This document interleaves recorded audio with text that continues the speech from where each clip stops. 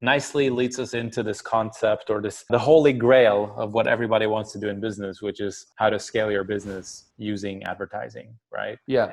Like I just touched on, I mean, ultimately that comes down to a game of testing a lot of ad creatives, and we've touched on this before, but these days the ad creative is a big component of it, and the actual mechanics of setting up budgets and, you know, picking the age and so on, like a lot of that is really sort of done by computers and we don't have to think about it. But yeah, it becomes a game of testing a ton of different ads, finding winners and getting rid of losers, and then just reallocating those budgets to the winners. Yeah, exactly. So everybody wants to scale, right? You have to have effective scaling, efficient scaling, right? Because scaling without profit is stupid, right? Like, so like you have to scale for a reason, right? And the only reason to scale is to make more money, right? So typically like what happens is like when you scale ads, you scale everything else in the back end, right? So it's like when you scale ads, you scale your customer support. You also scale your, you know, phone team sales that you have. You also scale your whatever, like if you have like you know, coaching, consulting, whatever, you also scale that. So you're scaling everything, right? So the biggest thing to know about scaling is that you have to have the operational strength or capability to scale, right? Okay. Yeah. You can't, like Apple can easily, you know, Apple has what, like billions, hundreds of billions of dollars in the bank, and they can go spend $100 billion on ads to generate a lot of demand, but they can't scale the operations. The fundamental problem with a lot of people doing this is that they're marketers, they're not business owners, right? And so they're all like, let me go scale ads, I'm gonna make a bunch of money, right? It's like, no, you have to scale everything across the board, right? And so the thing about scaling is the stability, right? So stability goes down. So the more you scale,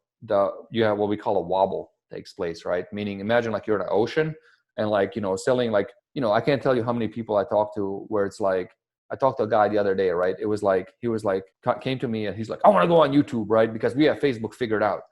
And like, he was like, all like, you know, proud. I'm like, oh, great. I'm like, cool. I'm like, he's like, we're ready to scale. Yeah, you know, so I'm like, okay. And then I'm like, how many are you selling on Facebook? He's like, we're selling 8 books a day on Facebook. And I'm like, dude, that's nothing, right? So like the wobble is like water, right? Like, so imagine you're in a boat, right? And then it's like, you're in a small boat and like, you're in like very still water. Okay. Not many issues. So that's like, you know, 0 to 10, maybe 20 books a day, right? Easy, nothing, easy. So getting to 20 books a day is nothing, right? The damn thing just chills, you know?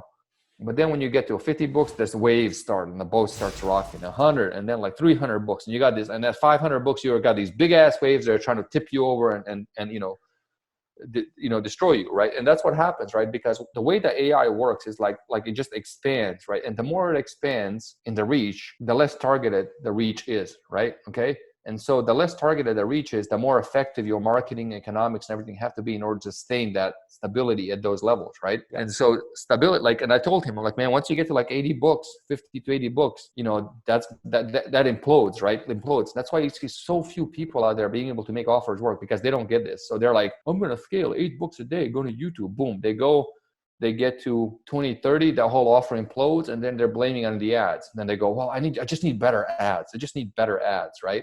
You don't need better ads. You need a better business. Yep. So it's like, yeah. So everybody thinks they just need better ads. So they go out there on Facebook. Hey, can I go find a Facebook group? So they go on Facebook agency, right? So they go find somebody to run ads, like one of these like Facebook agency guys, which typically are like posting stats all day long. And what they don't tell you is they're posting stats from people that have really great offers, right? So you could put anybody running ads and it'll do well.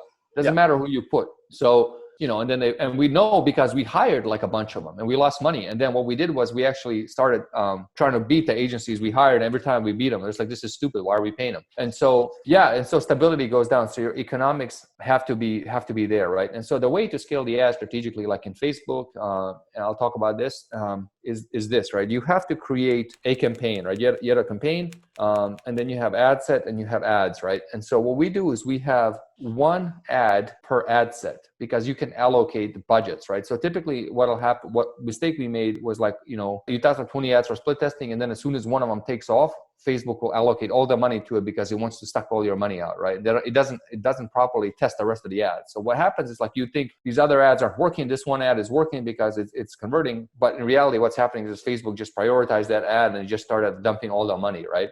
So you want to take, say, 5 different ads, one ad per ad set, and then in that little thing you can add spend limit, and you say if you have a budget of $100 and you have 5 ads, you want to put like a limit of $20 a day per each to properly test, right? And so as far as the test goes, you can do it in time, you can do it in money, you can do it in actions, right? Typically actions are the best. So let's say, for example, like, 10 actions. The first ad to get to 10 sales wins, right? That's kind of like a little mini baby test, right? Typically it's 100, best is like 500,000, but whatever, like a lot of people don't have money to spend, money on like, generating 500 to 1,000 sales to get a conclusive data. So whatever, the smaller set will work. So once you figure something working out, what you want to do is you want to duplicate that campaign and then just delete everything else and just put that sucker in its own campaign, right? And just up the budget, like whatever, $100, $200, whatever, up the budget, typically like 3 to 10x the budget or what it was in a campaign, and then disable that ad in the other campaign, and then redistribute the budget for testing to the other remaining things, and then kill what doesn't work.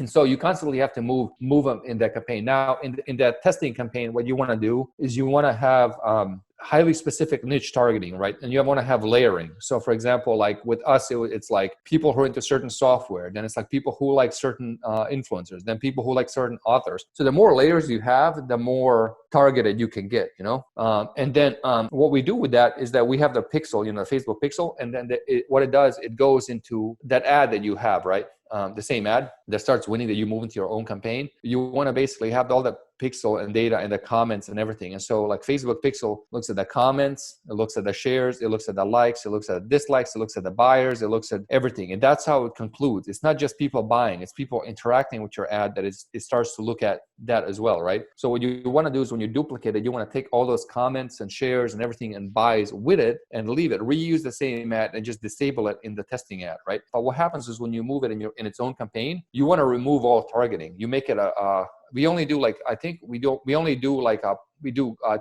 top countries, like top English countries. So the reason a lot of people are like, they like to geofence, right? So geofencing means like, hey, I just want to target people in the US, and then I'm going to have a separate campaign for people in the UK. I don't have a separate campaign for people in, in Canada or whatever, right? And you don't really need to do that because geofencing is only important if you're selling physical products, right? If you're selling digital products like we do for the most part, then you don't need to geofence, because I'm sure if somebody is into, like, let's say, for example, the keto diet in the United States, I'm sure there'll be people in the UK who are in the keto diet, right? So there's no need to fence those two off. It doesn't make any sense, right? You can look at the data on the report later when you see which country is converting to see if you're going to keep it or not. So you just put the top countries, you put it together, and then you run it as a global, right? And the only reason you don't like to run it like global is because language issues. Then you can include like other countries like Germany, French, whatever. But the key is like, if you're going to run in Germany or France, you keep your ads in English, because people that respond to your ads will speak English, and Facebook will figure that out. Right. And then you just do that, and then you run it, and then you look at the report every so often, however you want, like daily, weekly, whatever and it'll tell you, okay, this country is doing really well, this country is not doing really well. And then based on those countries they're doing well, you can do a further subdivide, and you can take out, say, for example, the country that's doing really well, give it its own budget, reusing the same ad, right? So that's how you scale. Yeah. And like Alan said, when you do scale, you scale everything. And that's why you get that sort of instability, is because you're like we've talked about before, you're paying not just for the people that buy, but you're also paying for the people that don't buy, which means that whatever CPA that you get, cost per acquisition, when you're starting out, let's say with $100 a day, let's say you're selling ebooks and you're getting new customers for $10. Once you start scaling that number is going to go up, because again, once you scale everything, not just your income, unfortunately. So what that means is you're also showing your ads to more people, you're scaling that aren't buying it. And so that's where the sort of instability comes from. Mm-hmm. And as far as the ads go, one thing that I see a lot is, you have to pay attention to the different networks and how they are different. So we've talked about how, if you do find a winner on Google Display Network, chances are you will be able to run that for a very, very long time without changing a single thing. Whereas if you go to the most successful people in your industry that run ads well, and you go check out, the Facebook ads library and see when they uploaded their ads, what you're going to find is they are constantly uploading new ads. And what you'll also find is that if you have an ad that's working, I guarantee, if you have an ad that's working on Facebook, I also guarantee you that ad's going to stop working, and that if you re-upload the same ad to the same audience, it's going to start working again. So you have to kind of go into this binary way of thinking when you're looking at your ads, because an ad that was working at some point, unless you're running it for 2 years on Facebook and you actually have offer fatigue, which is much more rare than people think, then if that ad has been working, that is a winning ad. And chances are the ad didn't just stop working, even though the results might have. It usually just means that you need to relaunch the campaign or, start a new ad set, like whatever. The ad itself is good. It has proven to work before. Chances are it is still working, unless, again, you have offer fatigue. But again, that's more rare than people think. So think about that. And also, if you have an ad that's not working, it's not going to start working later on. So it goes both ways. So when you think about it, because it can get very emotional, you're also putting money on the table, right? So I know that people tend to fall into this trap where like the campaign's working or like this specific ad is working and then it just stops working. That's good news. Even though that kind of sucks when that happens, you have to remind yourself that, hold on, nothing's really broken here other than the Facebook algorithm. The reason why it didn't work for 6 months, the reason why it only worked for a week or two, it's Facebook's algorithm. Or, I don't know if they've done it intentionally, but that's the way it is. The product was selling, the ad was working. So back to the drawing board as far as like just relaunching that campaign, but don't freak out and start changing the offer and listening to the advice of people in the comments who told you to change things and they didn't even buy the product. Like that's not the road to go down. So just be wary of that, because that's going to happen to you 100% of the time, especially if you're running on Facebook. So keep that in mind. Yeah. One thing to note is that Facebook algorithm or Google or any of these guys is pretty remarkable considering the volume of people. Like you have billions and hundreds of millions of people, I think over like a billion, maybe 2 billion people using this thing every single day. So for it to do what it does, it's like a miracle, right? So it's really, really good actually to crunch that much data, right? All right. That summarizes the how to scale ads lesson. And the next one up is when ads stop working.